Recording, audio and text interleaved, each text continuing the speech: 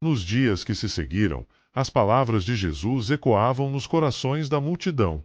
Muitos estavam maravilhados, mas nem todos estavam prontos para compreender a profundidade do que haviam testemunhado. O milagre da multiplicação dos pães e peixes se espalhou rapidamente pela região, e logo, rumores sobre Jesus como profeta tão aguardado chegaram aos ouvidos dos líderes religiosos e dos curiosos que ansiavam por descobrir a verdade. Entre os camponeses e pescadores, o evento era discutido em cada esquina. Velhos narravam a cena para os mais jovens, descrevendo como os cestos pareciam nunca esvaziar. Vi com meus próprios olhos.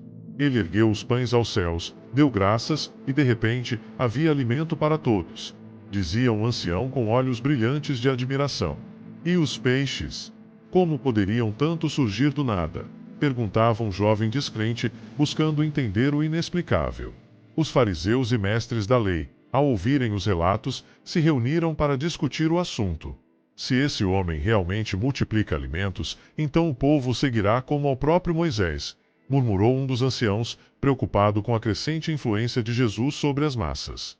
Não podemos permitir que ele desestabilize nossa autoridade. Precisamos investigar, acrescentou o outro. Enquanto isso, Jesus e seus discípulos se afastaram para um lugar mais tranquilo, pois sabiam que a multidão logo os buscaria novamente. Sentados à beira de um riacho, os discípulos refletiam sobre o que havia acontecido. Mestre, como foi possível? Havia tão pouco, e ainda assim todos se saciaram, perguntou Tiago. Jesus olhou para ele com serenidade e respondeu: aquele que confia no Pai nunca estará desamparado. Ele provê o necessário para os que creem. Pedro, sempre impetuoso, olhou para os irmãos e declarou: se este é o poder do reino de Deus, então como podemos duvidar? Os outros assentiram, mas em seus corações ainda lutavam para compreender plenamente a dimensão daquilo que testemunharam. Na cidade, a movimentação aumentava. Pessoas chegavam de vários povoados em busca de Jesus. Alguns queriam cura, outros sabedoria, e havia aqueles que buscavam apenas ver com seus próprios olhos o homem que operava tais feitos. Mas entre eles também estavam aqueles que planejavam testá-lo, tentando encontrar algo em suas palavras que pudesse ser usado contra ele. O vento soprava sobre o lago da Galileia, e ao longe, sob o brilho do sol poente, um grupo de homens se preparava para atravessar as águas. Mais um dia se encerrava, mas a jornada de Jesus estava apenas começando.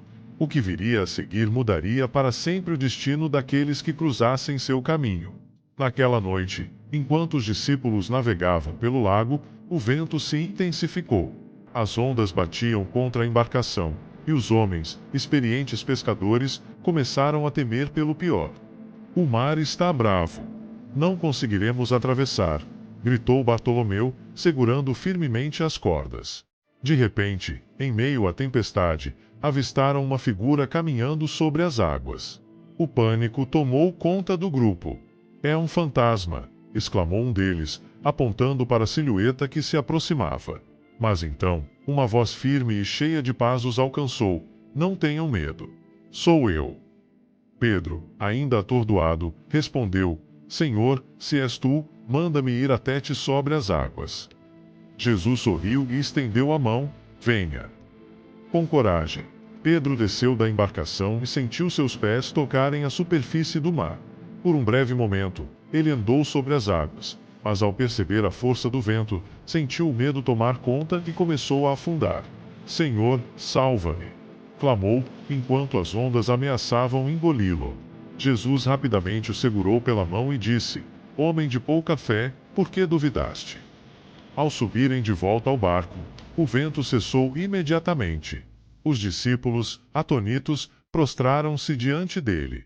Verdadeiramente, tu és o Filho de Deus, declararam. Ao chegarem à outra margem, uma nova multidão os aguardava. Entre os presentes, havia doentes, aflitos e curiosos, todos esperando pela palavra e pelo toque do Mestre. E assim, a história de Jesus continuava a se espalhar, transformando vidas por onde passava. Naquela mesma noite, um grupo de fariseus e mestres da lei chegou ao local onde Jesus pregava. Suas expressões eram sérias e seus olhares fixos no Mestre. Rabi, queremos ver um sinal vindo do céu, disse um deles, cruzando os braços. Jesus, no entanto, conhecia seus corações e respondeu: Esta geração perversa pede um sinal, mas nenhum sinal lhe será dado, exceto o sinal do profeta Jonas. Assim como Jonas esteve 3 dias e 3 noites no ventre do grande peixe, assim o Filho do Homem estará 3 dias e 3 noites no coração da terra. Os fariseus se entreolharam, confusos e irritados. Mas aqueles que tinham ouvidos para ouvir refletiram sobre suas palavras. Entre eles, um jovem chamado Nicodemos, um fariseu diferente dos demais, passou a observar Jesus mais de perto, intrigado por sua sabedoria e autoridade. Enquanto o vento soprava suavemente sobre a multidão, Jesus continuava a ensinar, curar e transformar vidas.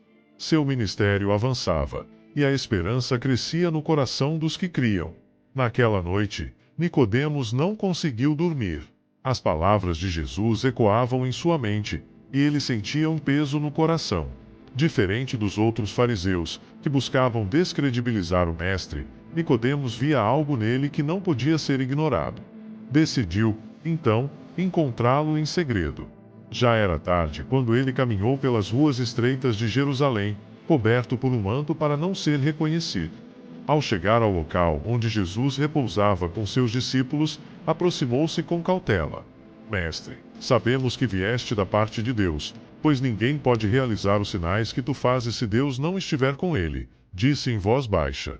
Jesus olhou para Nicodemos com um olhar de profunda compaixão e respondeu: em verdade te digo, quem não nascer de novo não pode ver o reino de Deus. Nicodemos franziu a testa. Como pode um homem nascer sendo velho? Poderá voltar ao ventre de sua mãe e nascer de novo? Jesus sorriu e explicou: quem não nascer da água e do Espírito não pode entrar no reino de Deus. O que é nascido da carne é carne, mas o que é nascido do Espírito é Espírito. O vento sopra onde quer, ouves o seu som, mas não sabes de onde vem nem para onde vai. Assim é todo aquele que é nascido do Espírito. Nicodemo sentiu sua mente girar. Nunca havia ouvido palavras tão profundas e misteriosas. Como pode ser isso? Perguntou, tentando compreender. Jesus então disse algo que marcaria para sempre sua vida. Deus amou o mundo de tal maneira que deu seu Filho unigênito, para que todo aquele que nele crê não pereça, mas tenha a vida eterna. O silêncio tomou conta do lugar.